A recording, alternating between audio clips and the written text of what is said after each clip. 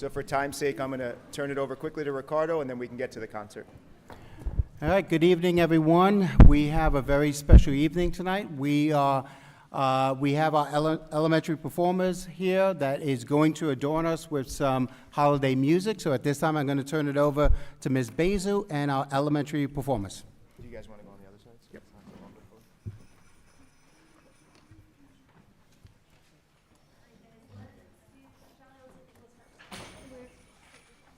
Wait, what page?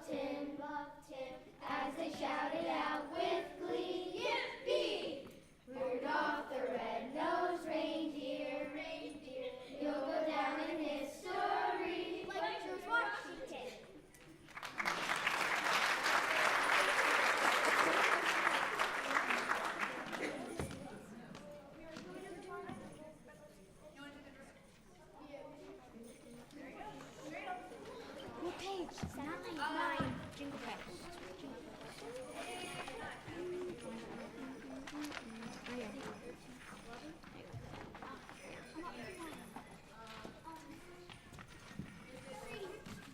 My dreidel.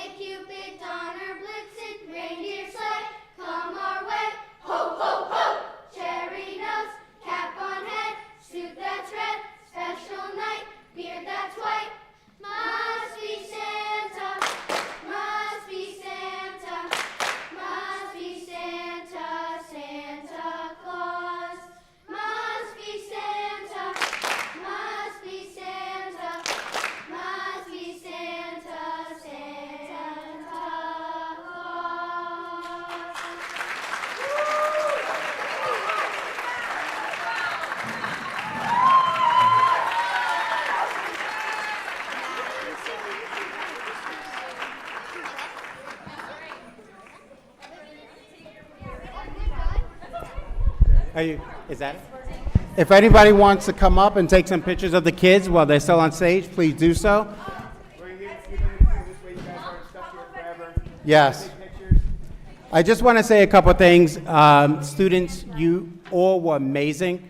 For those of you that attended the elementary concert last night, it was a great concert. You all did a great job. I give all of you a tremendous amount of credit because this is your second night in a row performing. And you all were amazing.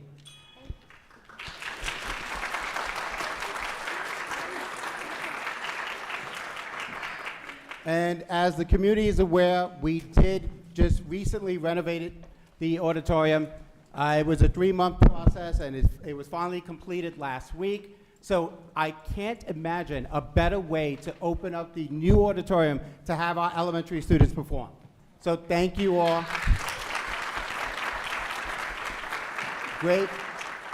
Great job again. We will give our parents and community members time to take pictures, and then we're going to let all of you get the kids home because it is a second school night in a row, and I know the kids are tired because this is my 3rd night out, and I'm exhausted right now as well. So please, take your time.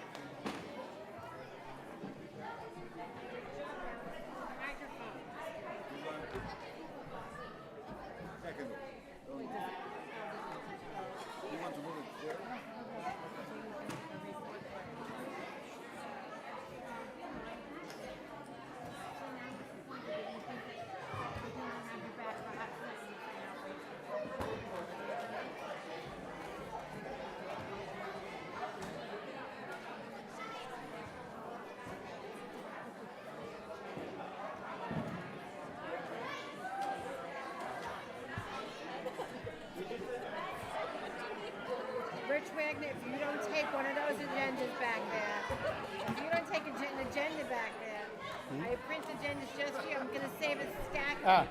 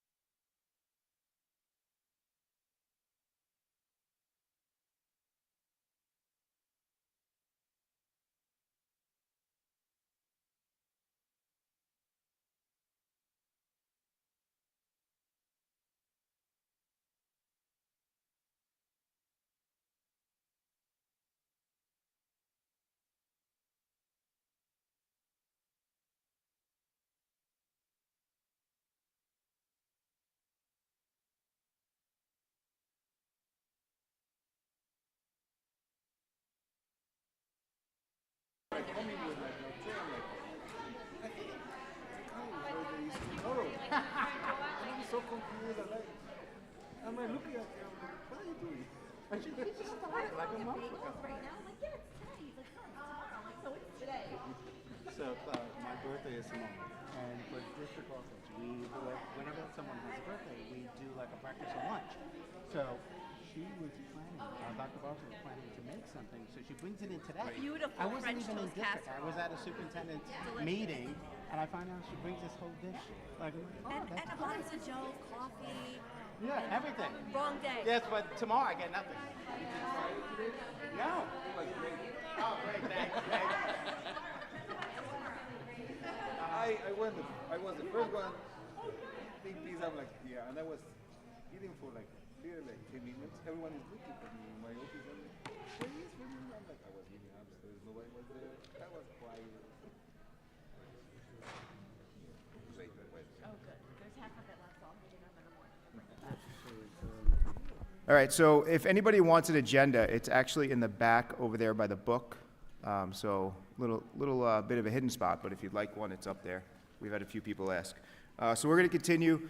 That was pretty amazing. The last few nights have been pretty amazing to get a use of this auditorium. I'm sure every board member is super proud of that moment. So I'm going to pass it over to the superintendent for the superintendent report. All right, the final thing on the superintendent report is, I think the community is aware that at the elementary level, we did implement a brand-new format for our report cards that went out this first trimester. So we wanted to provide the community with an overview of, one, the rationale behind the report card, two, the implementation, and some of the feedback that we've been receiving. So at this time, I'm going to turn it over to our elementary principal, Dr. Fernandez, and our assistant superintendent for curriculum, Dr. Bacha, to present a brief overview on the implementation of the elementary report card.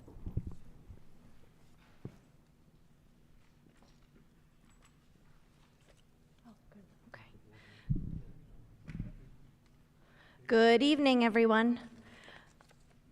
You can see that, right? Okay. I just want to, first of all, congratulate the students that were up here tonight. If I could interject 1 second, I'm sorry. I'm also going to include our elementary assistant principal, Ms. Jackson, in the presentation. My apologies, Ms. Jackson. That's okay. We were going to invite her up anyway. Thank you, Dr. Soto. So good evening, Board of Ed community. Thank you for allowing us to go over some of the elements of the brand new elementary school report card. We just really wanted to start with acknowledging that this work was a year-long process before many of us were involved, and we're happy to be able to present here tonight on the final product, but also knowing that a group of thoughtful educators really put this together, and we want to honor that. So we're starting out tonight by talking about the rationale behind why this report card was created and some of the very important key elements that are attached to this report card. So first of all, the district embarked on a journey of a standards-based report card to really show the growth towards New York State grade level standards and to track progress over time. So the New York State standards establish challenging skills and content knowledge expectations for all students in each grade. So a standards-based report card really describes what the students are able to do in relation to the exact grade level standards, and it's a focus on skills and concepts over time. The other implementation on this report card was the habits of lifelong learners and citizenship. So this really supports academic learning independence overall and enhances academic performance. In addition, it supports a real whole child approach and prepares students as they enter middle school and high school. The report card also contains a new performance key, which students are scored on excels, consistent, progressing, and needs improvement. This shows how they demonstrate knowledge in either a deep or a consistent way over time. And one of the very, I'm not gonna skip over yet, I'm sorry, consistent comments. So one of the things that was very important to the committee was that the teachers had a bank of comments that would remain consistent over time. So from kindergarten to 5th grade, being able to have a clear drop-down menu of comments. And finally, one of the cool features is that this is now available on the eSchool Parent Portal. So this wasn't in the past viewable through your portal, but now all parents are able to go to standards-based report card in their eSchool portal and drop down to see their report card, and you'll be able to see all of the years culminating as we start adding each year. So we're going to talk a little bit about the report card creation and the implementation. We're going to take you back to last year and discuss some of the things that were implemented over the course of last year up until now. So in the year 24-25, there was a report card committee that was comprised of several teachers and administrators in the district. There was a draft of continuum of standards that was presented to the Board of Education in May 2025. So that continuum identified all of the standards that they want included on the report card. In addition, they started a template design and working with a company named Renaissance that really started to produce the design. And I want to commend the team for, first of all, that is a heavy lift to go through every standard across all of the grades, kindergarten through 5th grade, and really determine the priority standards and what they wanted to include to maintain a consistent rollout from kindergarten to 5th grade. And then it brought us into 25-26 and how we approached this year as Dr. Fernandez and I and Ms. McCoy came in together to really review what had been done in 24-25. So I'm going to turn it over to Dr. Fernandez.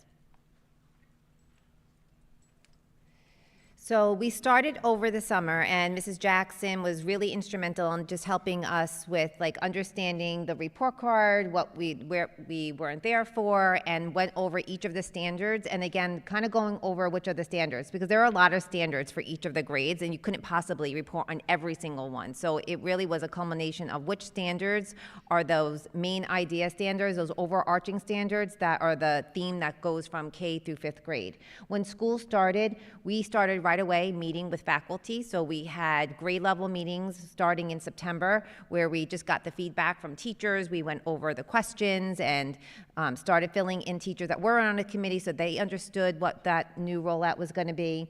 And then during conference day, we actually met as a faculty meeting and discussed the grades and what that looks like all together as a faculty meeting, so that we understood the consistency and what grading would look like and what each of those standards means and how do you assess now on these standards, because having a standards-based report card is very different than maybe in the past where grades were based on a test grade and it was more test and that's where the grades came from. This really is a continuum of really deeper thinking and the consistency of those grades. So we had the grade level meetings, faculty meetings, and then we broke up again in grade level meetings to go over any kinds of questions that teachers might have and get consistency with how teachers were grading and what that looks like and how does that come about.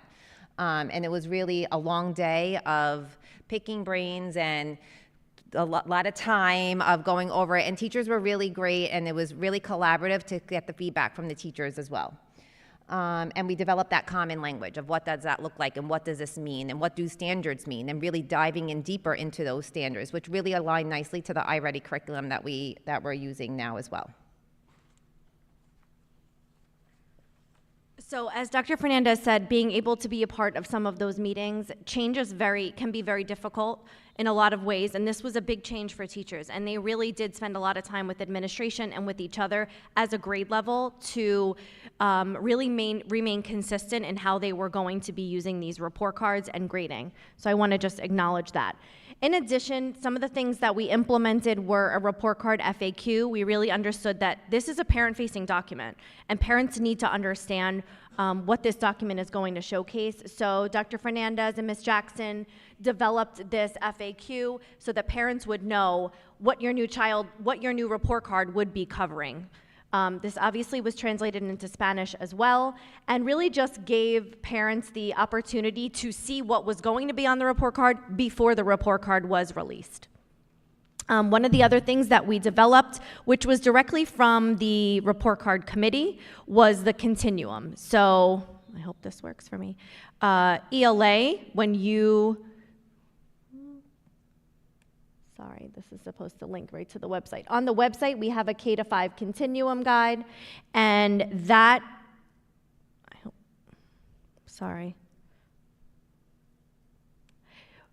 It is on our website under the elementary school and also under the curriculum site. This is an overview of kindergarten through fifth grade of how the standards are aligned across the grades and how students are graded from kindergarten to fifth grade, where their standards fall. Now you could see obviously in kindergarten we do a lot of work with ELA, so you'll see several different elements that students are graded on, and then you start to see the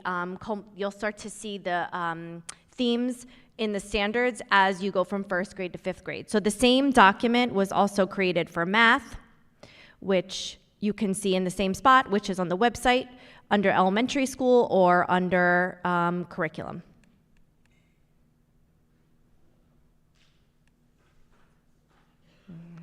So it looks exactly the same, except you have your math standards here.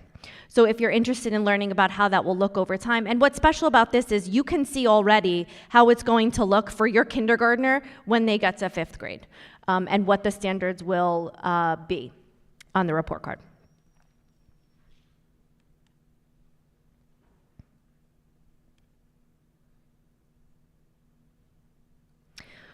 So now we're going to talk a little bit about the performance key and communication from teachers, because we feel like this is an important piece to review with the community as well.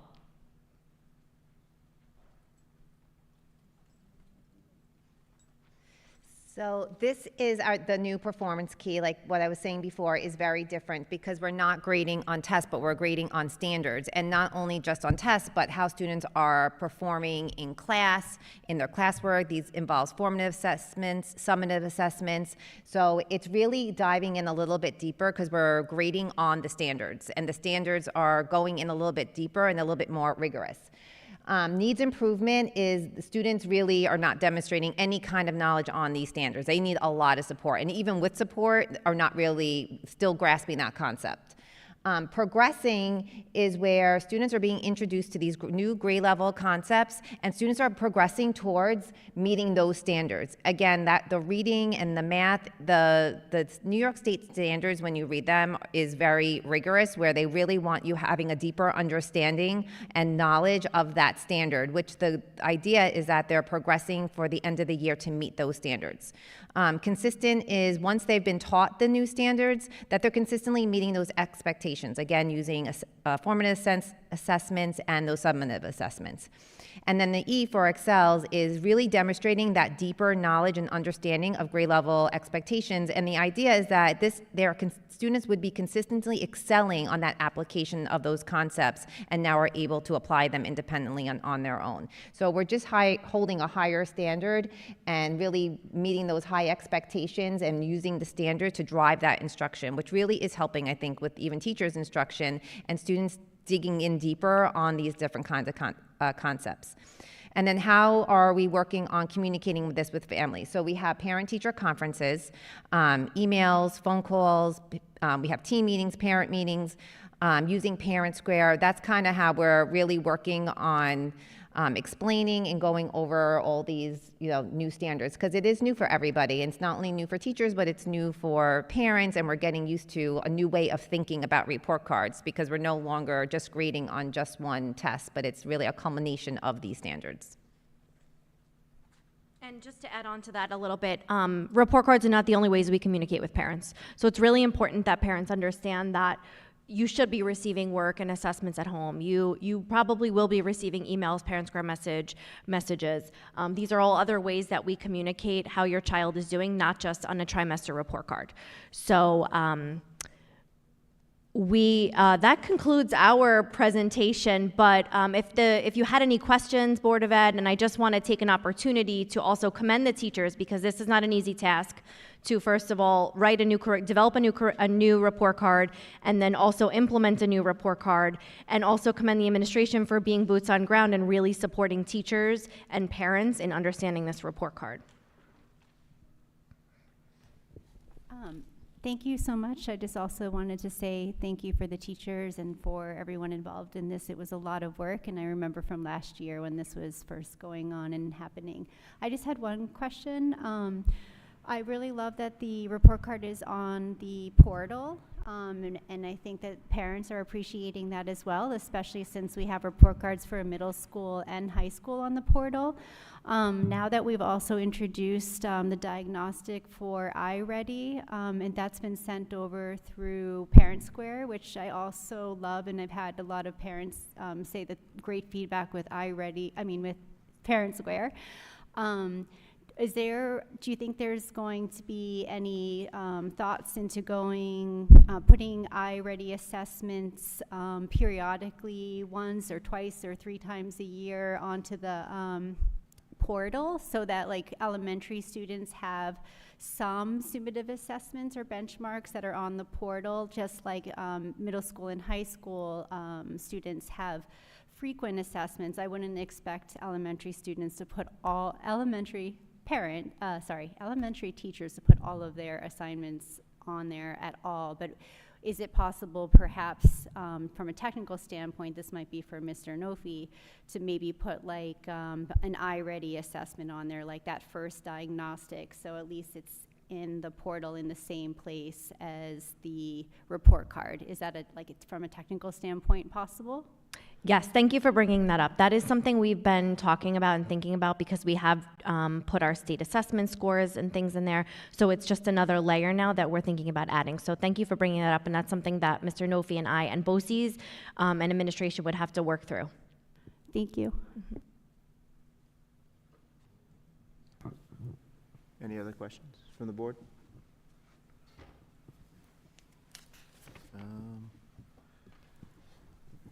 I'm going to skip around just to give an opportunity while you guys are up here, if that's okay.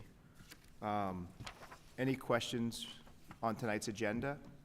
I'm going to say pertaining to the report card, so this way I don't have to keep them the whole night, and then we'll come back again to that. So if there's any questions about the report card from the community.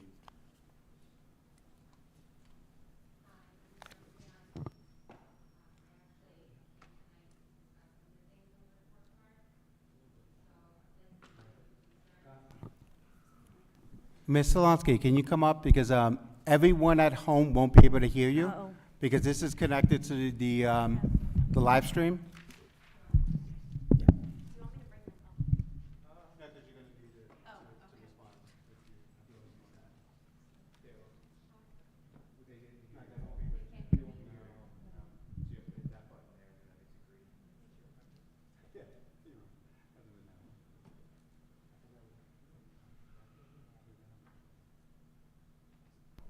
Okay. So I would like to mention a few concerns over the new standards-based report card. I'm aware that it was adopted last year, and the first time it has been distributed was a few weeks ago before parent conferences. One of the things I noticed was a printed copy was not sent home to families like we have previously done in the past. It was only online. It was my understanding that it was going to be online and also a digital copy. A digital copy and also sent home as a printed copy.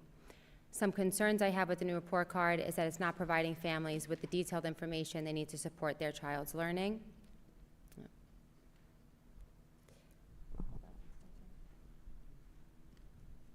That's why I usually have it printed. At present, indicators such as progressing or consistent offer almost no meaningful detail. They do not tell us what skills we're taught, what our children can or cannot do, or how they can improve. Without clear information tied to actual assignments, assessments, or learning targets, parents are left guessing. I understand it's a standards-based report card, and I appreciate that, but we also need to know what our students are doing in class and how this all connects, and where that score of progressing or needs improvement or consistent or excel, where that comes from. So the lack of transparency directly impacts student progress, teacher communication, and family engagement. As students move toward middle school, the need for clear, ongoing feedback becomes even more critical. Students deserve to understand exactly how they are progressing in each academic area, and families deserve to know why a child received a particular grade or standard. When an online grading system or detailed progress report is used, students can see the work that contributed to their scores or to their standard-based report card. Teachers can document evidence of mastery, and families can provide meaningful support at home. This eliminates subjective grading and replaces it with real concrete data. Also, I am aware that progress reports for all grade levels were supposed to have been implemented beginning this school year. I have not seen any progress reports for any grade level. Clarity and accountability should be provided to every grade level, K through 12. Families deserve consistent access to progress reports, transparent grading systems, and a clear explanation of what mastery looks like. Parents should not be tasked with constantly requesting detailed information from the teacher. Learning objectives should be provided to students and families, and a level of excellence should be achievable based on current content learned in class and not information that they should know in the following year. I've been told in the past that it's based on, they can only earn a 4. I know it's different this year, but they could only earn a 4 if they're a full grade level ahead. Hopefully that has been relayed to all of the staff, that they're aware that it's based on what they're learning in class at the current moment.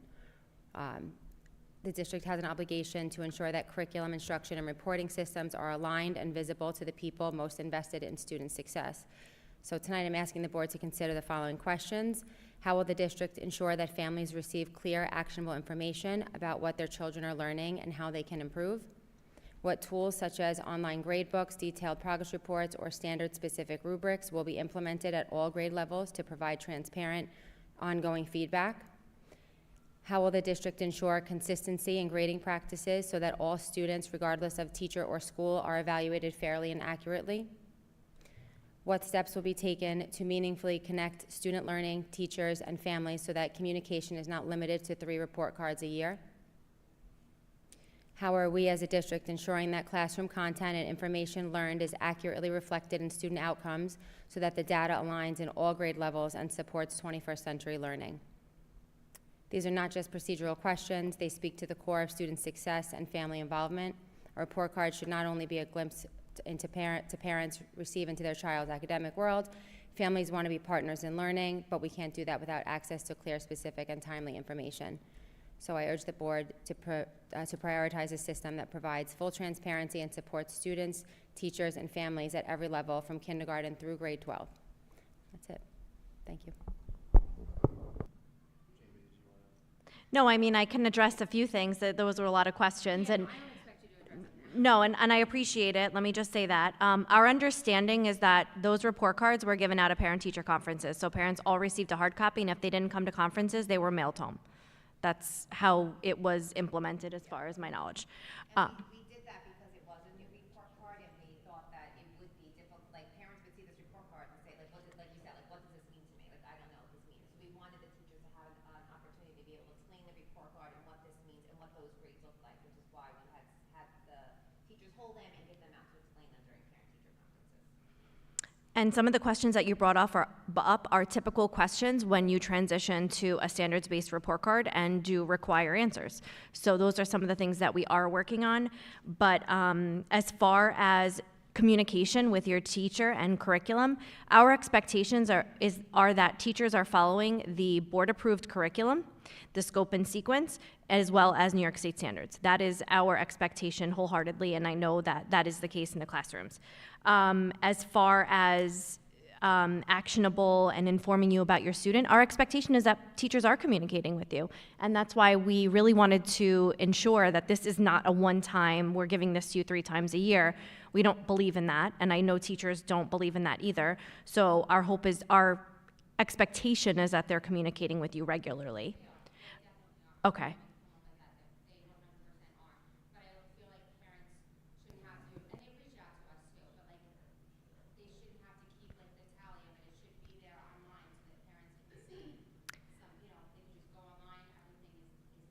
Yeah, I do understand that there are opportunities for recording grades online so that parents can see them in real time. I do understand that, and I know typically our district has sent the tests home in red folders and things like that. I understand, so that's something we have to, figure out how we move forward with that, if that's something we will move forward with. And then when we sent the iReady reports home, those parent reports, we sent them through Parent Square, as Dr. DePerry mentioned, in addition to hard copies. There were very clear listings on there of what your child can do according to the standards and then next steps for your child. So we thought that was like a really informative thing as well. But I love your suggestions and I love your questions, and I'd love to have an opportunity to just kind of reflect on them and put something together that makes sense and get some feedback. Thank you. So our biggest ask would be is, can you just forward that email of all that stuff? Because there was a lot of details we were all writing. But then within curriculum committee, it's a great spot to reflect and have those dialogues moving forward. Is there anybody else questions on this report card stuff? Just again, come up and grab.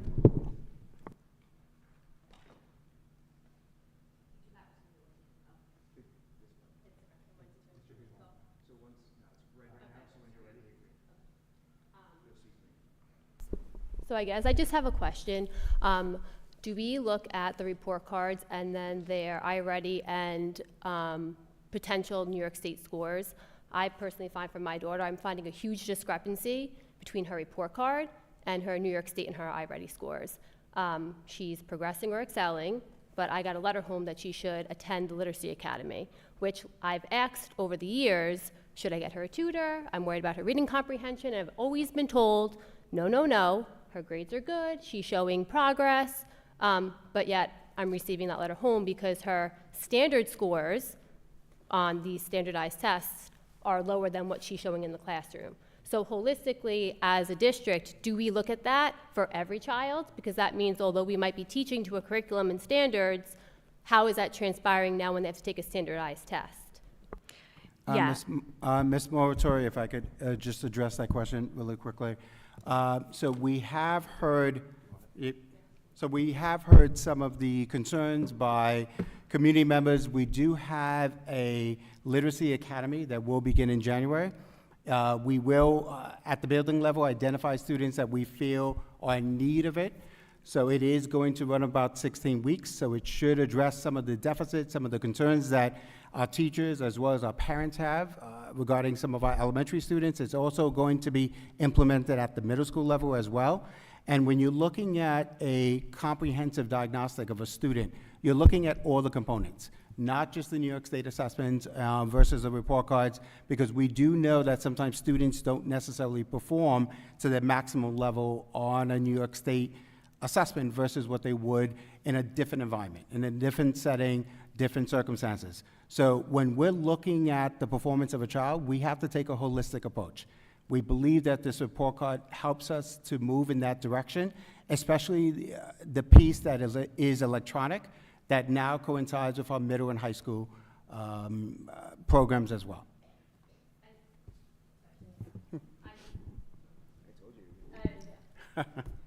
I definitely agree. Like, you can't look at one test and decide that's the, depiction of a child. But if we're teaching to a standard and we're assessing similar to how a standardized test is testing them, I shouldn't have a huge discrepancy. None of us should have a huge discrepancy. Agreed. There should be like a 10 to 15 point differential, not going from excelling and consistent to now needing Literacy Academy. So I guess that's my concern, is that the information I am given as per report card and teacher feedback is my child's doing great. And then she takes 2 different types of standardized tests, New York State assessment as well as iReady, and I'm getting completely different feedback, which would make me think I should be concerned. But in the classroom, there's no reason for me to be concerned. So I'm just saying, are there other students who this is happening? And if that is happening, then we should take a deeper look into how we are assessing in the classroom, I guess is more my question. Thank you for bringing that up. I think that's something I think that's something we can definitely look at. Any other questions pertaining to the report cards? As you can tell, this is kind of a deep dive. With the report card just coming out and the questions that were coming forward, we felt that it was a good idea to kind of get this information out there, especially when we just implemented something, so that people can take a look, see what's going on, and then we get better. Reflective practice, right? At the end of the day, if we're reflecting and we have reflective practice, we are going to get better. That work gets done in that curriculum committee. That work gets listening to the voices that come towards us. But ultimately, it's not an easy task. I've said before, I remember going to the library saying, what does the reading level H even mean? Right? And then I'd go in and I'd go, thank God for the librarian, because they'd help me with that. So those little details that we can reflect upon as this staff is, they've been working diligently. Coming into the district within the last 6 months is not an easy task. Then to implement something, Ms. Jackson has done a tremendous job of kind of being that middle ground for us to help us get going, and then it's these dialogues that will ultimately lead to hopefully greater success overall for the kids, but then also the teachers, because then they get to know what they're teaching. So, any other questions? So, the good thing is, do you want to take this one? Sure. I'm going to pass it to the. So one of the things we did, we just recently ratified the Center Merchants Teachers Association's contract for the next 5 years. One condition that we placed within the contract is two things. One is a communication clause that all teachers are now utilizing Parent Square as a communication vehicle to communicate with parents and guardians and community members. The second piece is a grading procedure that they must follow at the secondary complex. So that sort of, in our view, takes the place of the report card, because that does now include a grading or progress indicator that must be submitted every 3 weeks at the secondary complex. Elementary, we're still in conversation regarding that as to how that's going to look, as to whether or not we're going to implement that in the future.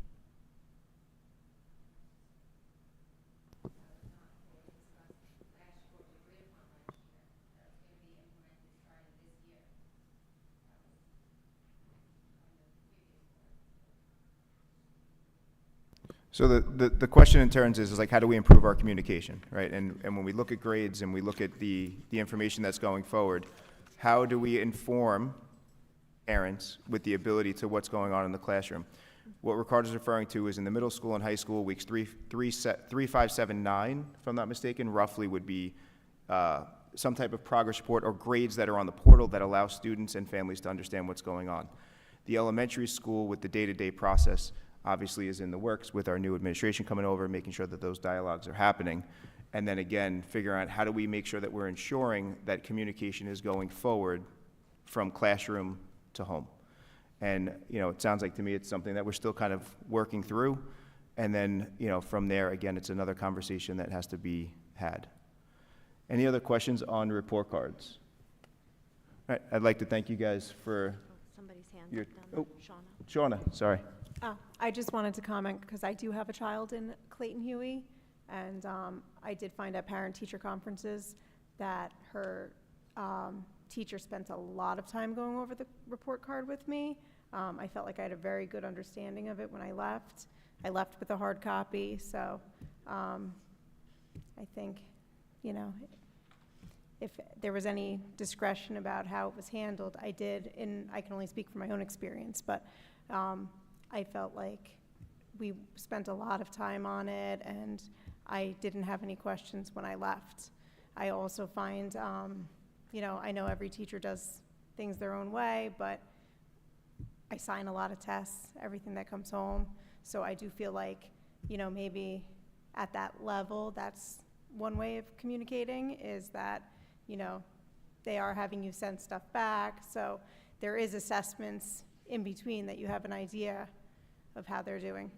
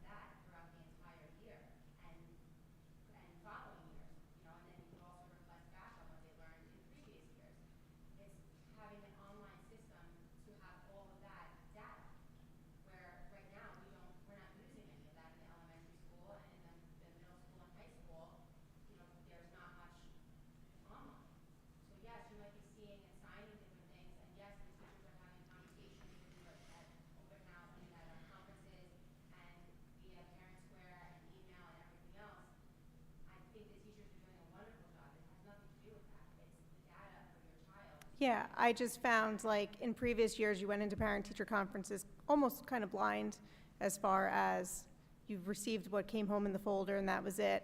This year, I did find I was able to access stuff through Parent Square ahead of the conferences, so I felt like I was going into it more prepared with how my daughter was doing, you know.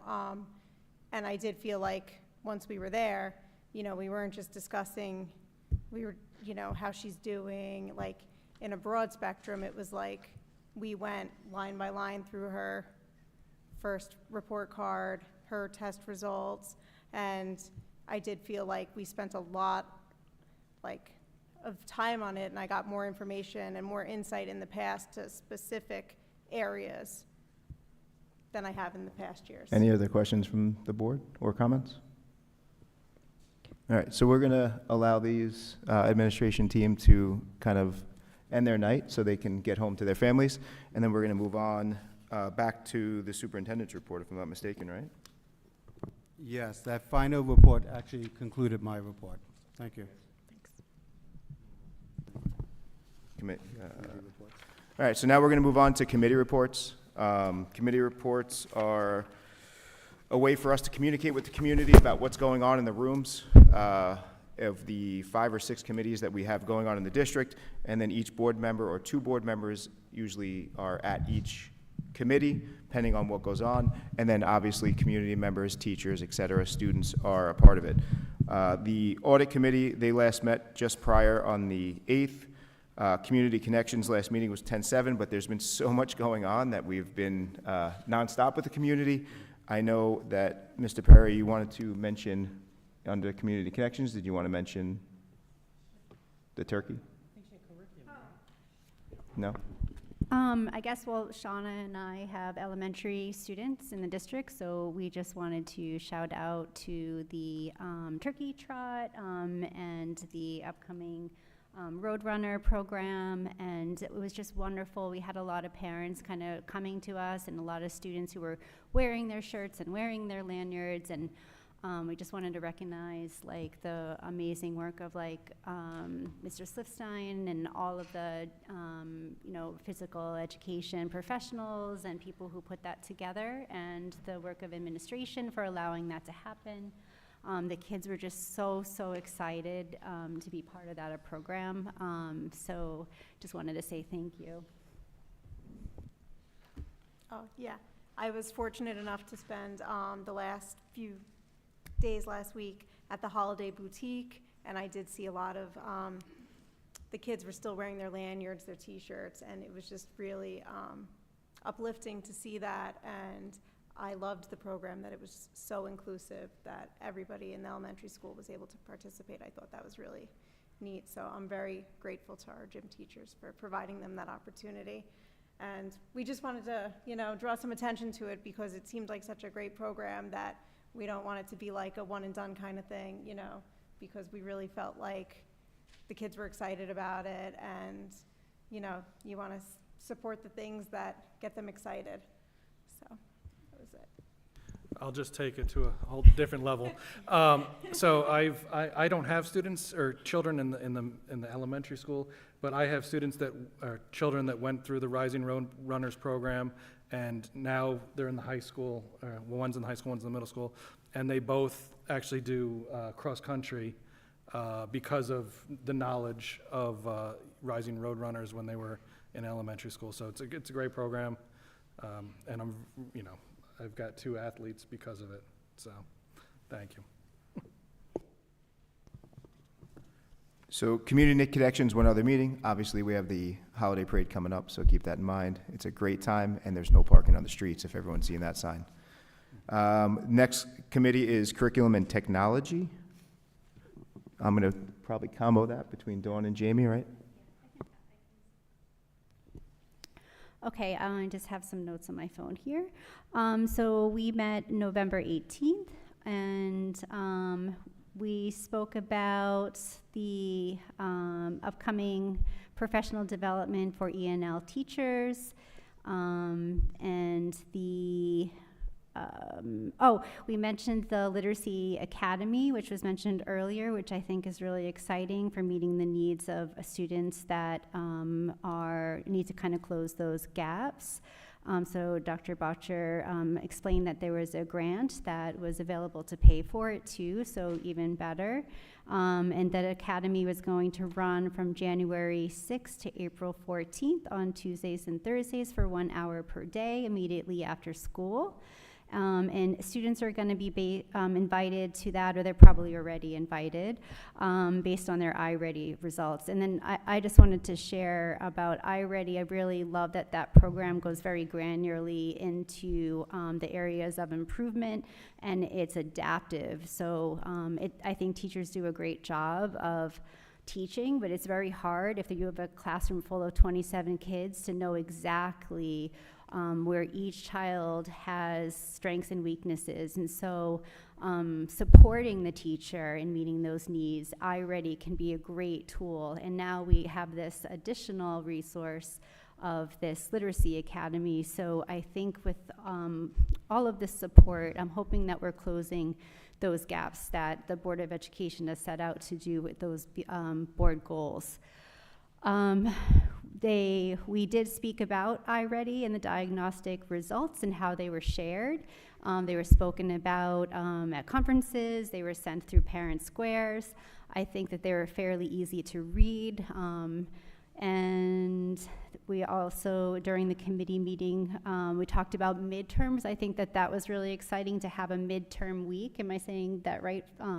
So this gives students an opportunity to have a dedicated week for midterms. And so hopefully this results in better preparation, maybe better scores, but we haven't had that, I don't think, in the past or maybe many years. So I thought that was great, and that thanks to Mrs. Mangonia too for the support of that.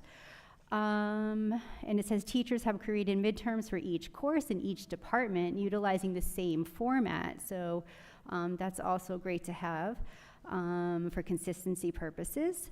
For courses culminating in a Regents exam, assessments were created using previous Regents exam questions.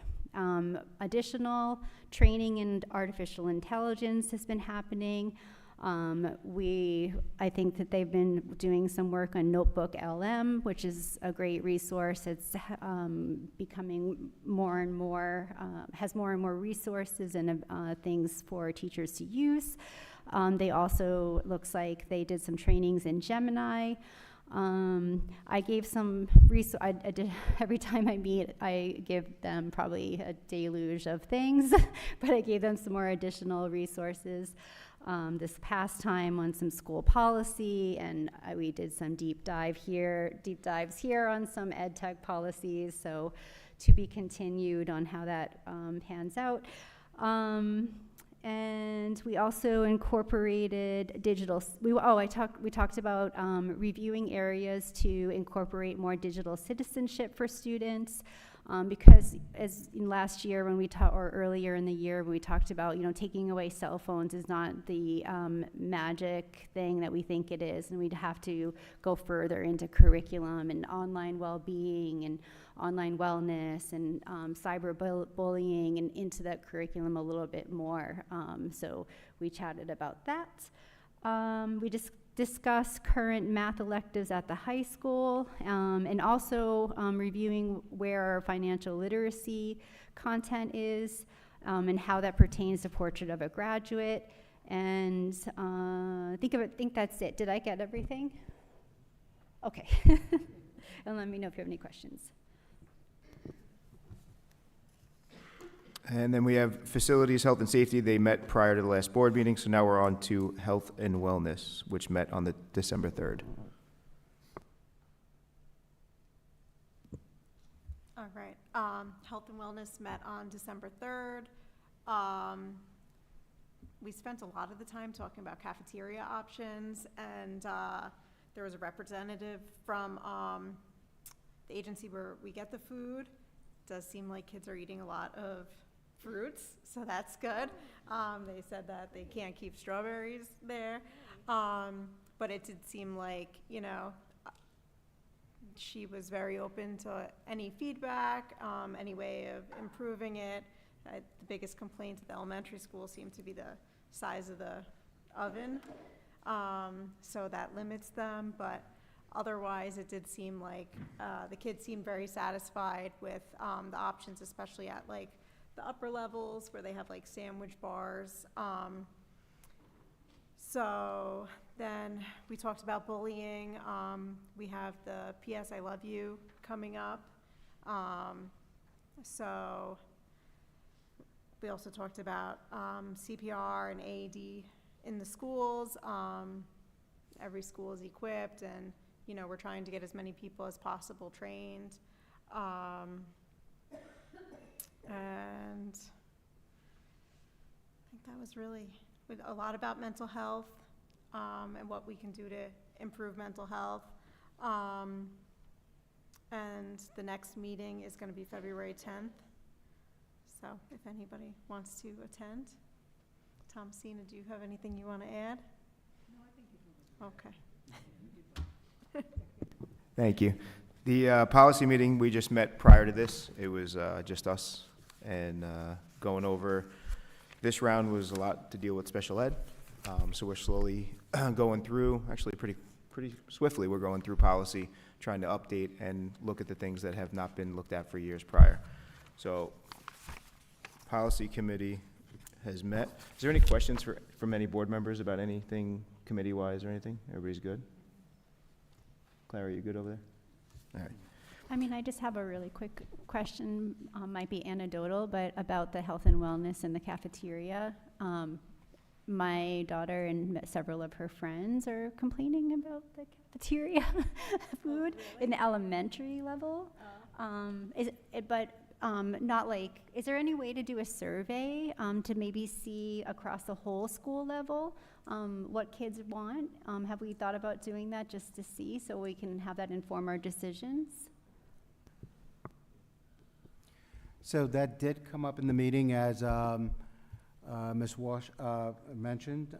So it is something that we are looking at. One of the things that the representative from Whitson did provide us information on is the fact that a lot of the students are eating a lot more of the options now versus previous years, which is good to hear. She was very mindful of any suggestions that we may have at the meeting in terms of trying to improve the quality and even the selection process. Apparently, the kids, especially at the elementary school, love the tater tots. So that came up as a point of conversation. But we are, so what was great, you like them as well, John. So what did come up was the fact that we are opening a very good collaborative dialogue with Whitson that I think wasn't necessarily exercised in the past as actively as it is now. So from my perspective, and I think, Shauna, you mentioned the same thing, I think it was a great conversation with them. I think they were open to whatever ideas we had. They have a chef coming in once a month. They're introducing new cuisines to the students. There was a concern regarding the elementary size, so we are looking at that. Those ideas have budgetary factors associated with them, so it is something that we will be considering for next year's budget.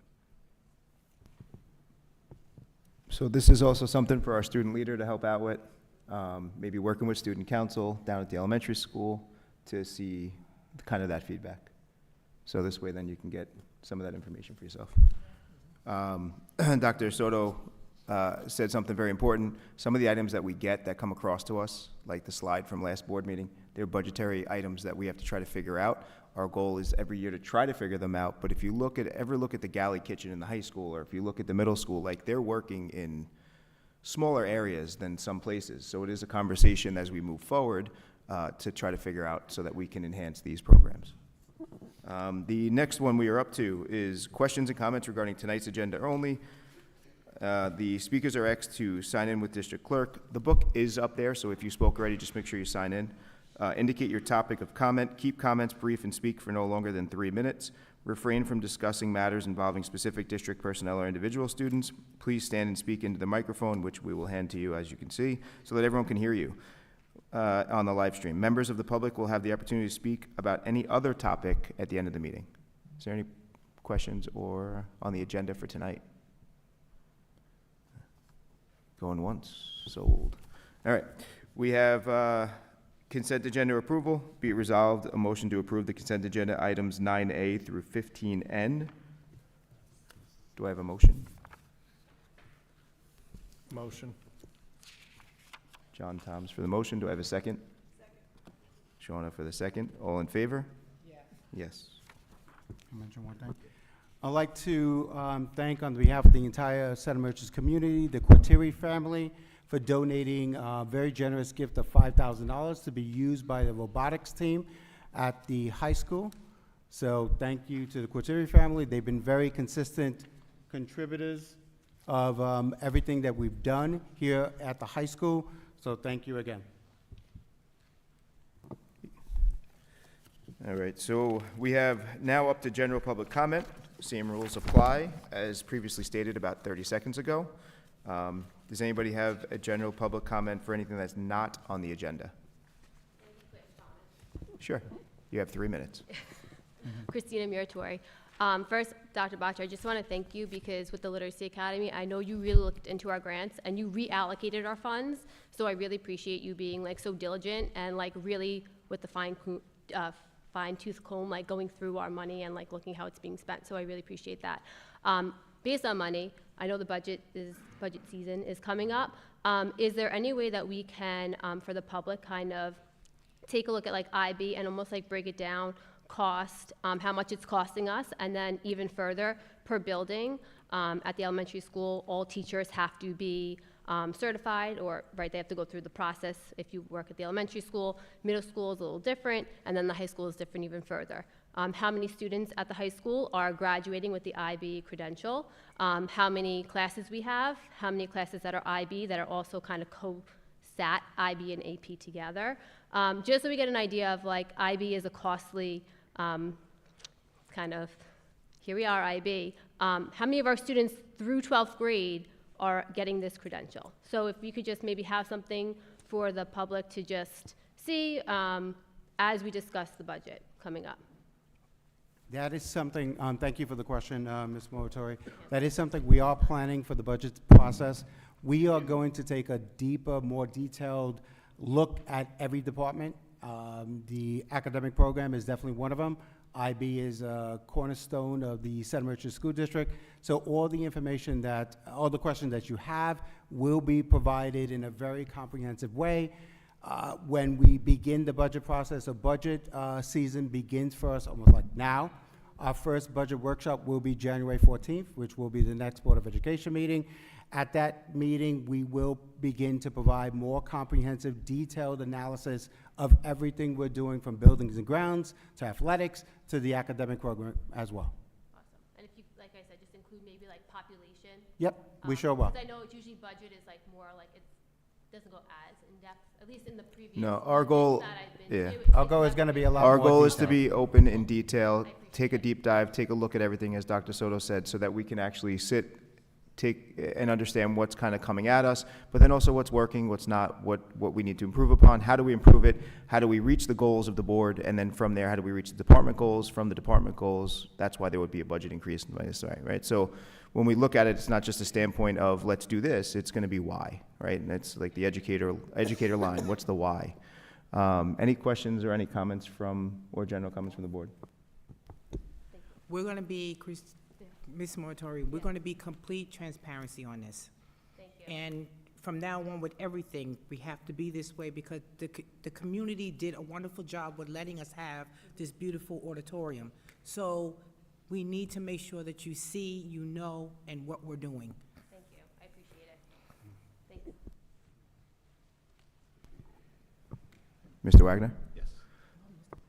Oh, good evening. I have 2 questions. One, I know the numbers probably aren't available yet, but when they are, the final numbers, will they be posted for the auditorium? Specifically in comparison to what the estimates were, they were broken down, not too deeply, but, you know, AV and seats and floors and whatnot. Yep. We definitely will, Mr. Wagner. So right now, I can say that looking at the preliminary budget, we have not exceeded the $1.2 million that the community voted on in May. Good, excellent. Which is a good thing. Yeah, for sure. Second question is something that I would like to see an expanded, call it off-season training for our athletes. I know that during the summer there was a strength training conditioning program that was run. I'd love to see that in the winter. I know my son just finished football. It's been fantastic for him. He's doing goal getters during the day at school. He's not doing a winter sport right now. I know many athletes are, so it's tough to everybody's doing many different things, but I'd like to see that program that was in the summer expanded to all year round for all of our athletes. Okay, thank you. Thank you for that comment. Something, once again, we would have to look at that wasn't budgeted for, so we would have to see how, if we can do that, if we can do it this year. If not, we could definitely plan for next year as we move forward. Great, thank you. You're welcome. And just to make sure that when they did that over the summer, it was open to anybody, right? So athlete or not, the goal is to have the health and wellness aspect in all students. Just they had to make the choice to go. It was early, some knows. Any other questions or comments? Clara, do you have anything that you would feel good? All right, so we're up to informational items. I'm going to run through the list as we go. Tomorrow, December 11th, is the middle school concert at 7 p.m. It feels really good to come and sit in seats that don't have holes in them. They were very comfortable.